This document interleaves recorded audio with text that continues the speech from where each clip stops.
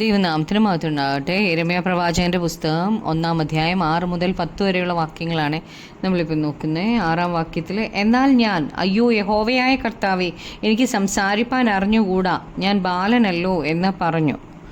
ദൈവം വിളിച്ചപ്പോൾ യിരെമ്യാവിന് എത്ര വയസ്സായിരുന്നു എന്ന് ബൈബിൾ പറഞ്ഞിട്ടില്ലെങ്കിലും 16-നും 20-നും ഇടയിൽ പ്രായമായിരുന്നു എന്നാണ് വേദപണ്ഡിതന്മാർ പറയുന്നത്. തന്നെ ദൈവം ജാതികൾക്ക് പ്രവാചകനായിട്ട് വിളിച്ചപ്പോൾ യിരെമ്യാവ്, എനിക്ക് സംസാരിക്കാൻ അറിഞ്ഞുകൂടാ, കാരണം ഞാൻ ഒരു ബാലനാണ് എന്നാണ് മറുപടി പറഞ്ഞത്. താൻ ഓർത്തത് താൻ ബാലനായിരിക്കുന്നത് കൊണ്ട് തനിക്ക് ദൈവത്തിൻ്റെ പ്രവാചകനായിരിക്കാൻ കഴിയത്തില്ല എന്നായിരുന്നു. 7-ാമത്തെ വാക്യത്തിൽ, അതിന് യഹോവ എന്നോട് അരുളി ചെയ്തത്, ഞാൻ ബാലൻ എന്ന് നീ പറയരുത്.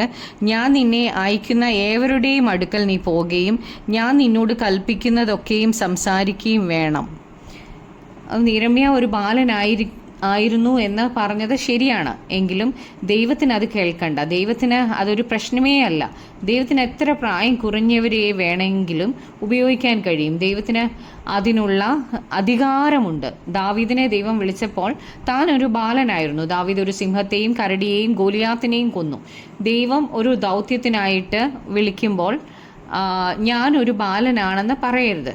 കാരണം യോഹന്നാന് തൻ്റെ അമ്മ എലിസബത്തിൻ്റെ വയറ്റിലായിരുന്നപ്പോൾ ദൈവത്തിൻ്റെ ആത്മാവിനാൽ നിറച്ചു. തിമോത്തി ഒരു ബാലനായിരുന്നു.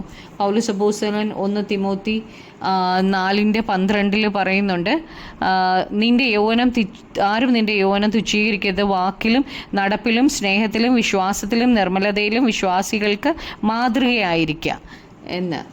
അപ്പോൾ തിമോത്തിയോട് അങ്ങനെയാണ് പറഞ്ഞത്. ബാലന്മാർക്ക് ഈ പറഞ്ഞ പോലെ തന്നെ വാക്കിലും നടപ്പിലും സ്നേഹത്തിലും വിശ്വാസത്തിലും നിർമ്മലതയിലും വിശ്വാസികൾക്ക് മാതൃകയായിരിക്കാൻ കഴിയും എന്നാണ് പൗലോസ് അപ്പോസ്തലൻ പറയുന്നത്. ഹഡ്സൺ ടെയ്ലർ എന്ന ദൈവദാസൻ 17-ാമത്തെ വയസ്സിൽ ചൈനയ്ക്ക് പോകാനായിട്ട് ദൈവത്തിൻ്റെ വിളി ലഭിച്ചു. അപ്പം നമ്മുടെ യൗവനം ക്രിസ്തുവിനായി സമർപ്പിക്കുന്നെങ്കിൽ നാം ഒരിക്കലും നിരാശപ്പെട്ടു പോകേണ്ടതായിട്ട് വരത്തില്ല. യിരെമ്യാവ് ബാലനാണെന്ന് പറഞ്ഞപ്പോൾ ദൈവം പറയുന്നത് നീ പോകും എന്നാണ്. 8-ാമത്തെ വാക്യത്തിൽ, നീ അവരെ ഭയപ്പെടരുത്, നിന്നെ വിടുവിക്കേണ്ടതിന് ഞാൻ നിന്നോട് കൂടെ ഉണ്ടെന്ന് യഹോവയുടെ അരുളപ്പാട്. യിരെമ്യാവിന് ഭയപ്പെടാൻ 2 കാരണങ്ങളാണ് ഉണ്ടായിരുന്നത്. ഒന്നാമത്തേത്, താനൊരു ബാലനായിരുന്നു. രണ്ടാമത്തേത്, തന്നെ ദൈവം പറയാൻ ഏൽപ്പിക്കുന്ന വചനം അത് കേൾക്കാൻ പ്രയാസമുള്ളതാണ്. ഈ ചെറുപ്പക്കാരനോട് ന്യായവിധിയെക്കുറിച്ച് തൻ്റെ ജനത്തോട് പറയാനാണ് ദൈവം ആവശ്യപ്പെടുന്നത്. എന്നാൽ തൻ്റെ മുമ്പിൽ നിൽക്കുന്ന ഏത് പ്രതികൂലത്തെക്കാളും വലുത് ദൈവം തന്നോട് കൂടെയുണ്ട് എന്നതാണ്.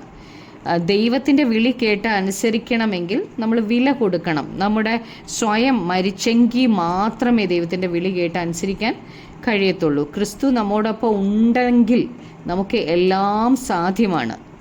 9-ാമത്തെ വാക്യത്തിൽ, പിന്നെ യഹോവ കൈ നീട്ടി എൻ്റെ വായെ തൊട്ടു, ഞാൻ എൻ്റെ വചനങ്ങളെ നിൻ്റെ വായിൽ തന്നിരിക്കുന്നു, നോക്കുക. അപ്പം നമ്മുടെ ബലഹീനതയിൽ ശക്തി പകരുന്നതാണ് ദൈവത്തിൻ്റെ കരം. ആ കരമാണ് ബലഹീനനായ യിരെമ്യാവിൻ്റെ നാവിൽ തൊട്ടത്. ദൈവത്തിൻ്റെ വചനങ്ങൾ യിരെമ്യാവിൻ്റെ നാവിൽ കൊടുത്തു. കർത്താവിൻ്റെ വേലയ്ക്ക് ഇനി യിരെമ്യാവിന് ഒന്നും ആവശ്യമില്ല. 10-ാമത്തെ വാക്യത്തിൽ, നിർമൂലമാക്കുവാനും പൊളിപ്പാനും നശിപ്പാനും ഇടിച്ചു കളവാനും പണിവാനും നടുവാനും വേണ്ടി ഞാൻ നിന്നെ ഇന്ന് ജാതികളുടെ മേലും രാജ്യങ്ങളുടെ മേലും ആക്കി വെച്ചിരിക്കുന്നു എന്ന് യഹോവ എന്നോട് കൽപ്പിച്ചു. അപ്പോൾ 6 കാര്യങ്ങളാണ് ദൈവം യിരെമ്യാവിനോട് ചെയ്യാൻ പറഞ്ഞിരിക്കുന്നത്. നിർമൂലമാക്കാനും പൊളിപ്പാനും നശിപ്പിപ്പാനും ഇടിച്ചു കളവാനും പണിവാനും നടുവാനും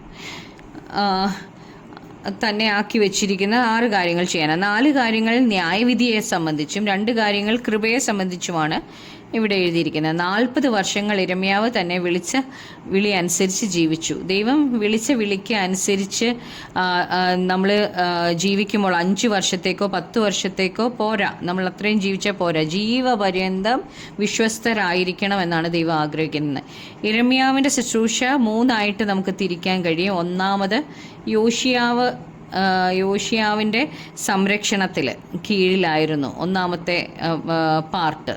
അപ്പോൾ യിരെമ്യാവിന് നല്ല സമയമായിരുന്നു. തനിക്ക് റിസ്ക് അത്രയ്ക്കൊന്നും ഇല്ലായിരുന്നു. 23 വർഷങ്ങളോളം താൻ ദൈവത്തിൻ്റെ വായായി ആയിരുന്നു. എന്നാൽ പലരും തന്നെ ശ്രദ്ധിച്ചില്ലെങ്കിലും താന് യോശിയാവിൻ്റെ വാഴ്ചയിൽ സുരക്ഷിതനായിരുന്നു. യോശിയാവിൻ്റെ മരണത്തിന് ശേഷം അടുത്ത രാജാവ് യെഹോയാക്കീമായിരുന്നു. യിരെമ്യാവ് എഴുതിയ ചുരുള് യെഹോയാക്കീം എടുത്ത് കീറിക്കളഞ്ഞിട്ട് തീയിലിട്ട് കളഞ്ഞു. ആ കാലത്ത് യിരെമ്യാവ് ചങ്ങലയിൽ തന്നെ ഇട്ടു അടിക്കുകയൊക്കെ ചെയ്തു. താൻ കഷ്ടങ്ങളിലൂടെ കടന്നു കൊണ്ടുവന്നു. മൂന്നാമതായിട്ട് സിദക്കിയാവിൻ്റെ വാഴ്ചയിലാണ് യിരെമ്യാവ് ഉണ്ടായിരുന്നത്. ബാബേൽ രാജാവാണ് സിദക്കിയാവിനെ രാജാവാക്കിയിരുന്നത്. എന്നാൽ സിദക്കിയാവ് അവരെ അനുസരിച്ചില്ല.